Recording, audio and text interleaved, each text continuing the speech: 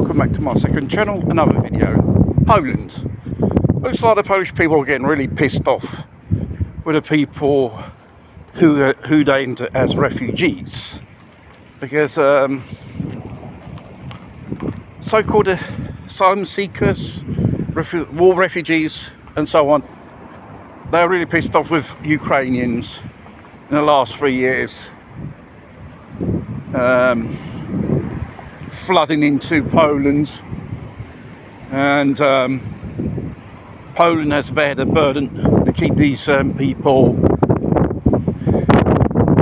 in keep, sort of thing, pay for their food, pay for their housing, pay for the benefits, and most of these people are not grateful for the hospitality which Poland gives to these people who run from a war.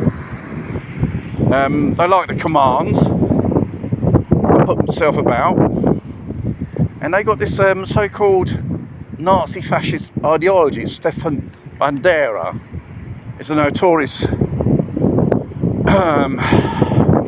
neo-Nazi from the Second World War, Ukrainian originally, which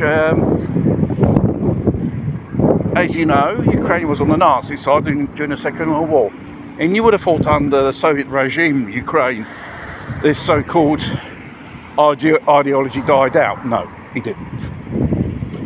It seemed to be after the collapse of the Soviet Union, it seems to be encouraged by certain foreign factors from the West to come out of the woodworks.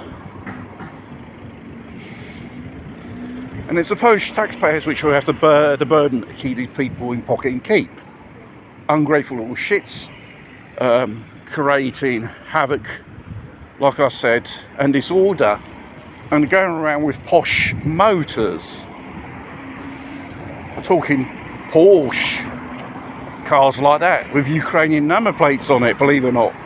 And they want to profess themselves as war refugees. It's unbelievable. I think this is more or less in those countries who encourage this type of behaviour and let every Tom, Dick and Harry inside the country without no control. It's not enough you have to let these people in. Probably in the end you'll be directly involved in a war with Russia one day with respective governments.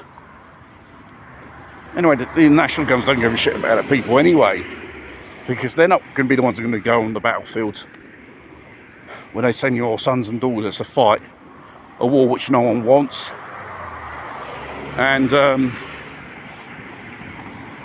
we'll bring back the horrors of the last two wars, because let's face it, Russia, China, Iran and North Korea are not our enemies, not the people of the West. They're probably the enemies of our governments, because propping up governments, proxy wars around the world. This is the problem people are not aware with. And what happens? We are flooded with refugees due to these so-called wars at taxpayers' expense, and probably one day in the near future our nations will go to war with these countries. It's absolutely absurd. And it's just an excuse to cover up the public deficit in each Western country, which all corrupt politicians been pocketing their citizens' hard-earned money, tax money, and funneling to certain ridiculous schemes, and one of them is a war in Ukraine to keep the Zelensky in pocket. Fuck him and fuck this war, because I don't like, in the country I live in actually now, we've become a target in the future of a nuclear missile from Russia. Because our governments are pushing it, you know, too far on the provoking the bear. When the bear gets really fucked off, it's going to hit you so bloody hard,